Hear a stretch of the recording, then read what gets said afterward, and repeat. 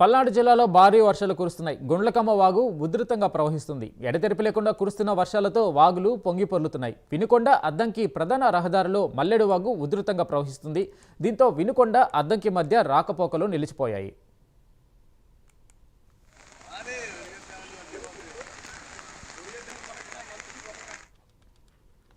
అదేవిధంగా బొల్లాపల్లి మండలం వెల్లటూరు వాగు ఉప్పొంగుతుంది. వినుకొండ నుండి వెల్లటూరుకు రాకపోకలు నిలిచిపోయాయి. వినుకొండ మండలం అందుకుల కొత్తపాలెం వాగు ఉధృతంగా ప్రవహిస్తుండటంతో గ్రామంలోకి నీళ్లు చేరాయి. నూజెండ్ల మండలం కొత్త చెరువు కుమ్మపాలెం వద్ద భారీ వర్షాలకు వల్లేరు వాగు ఉధృతంగా ప్రవహించడంతో 6 గ్రామాలకు రాకపోకలు నిలిచిపోయాయి.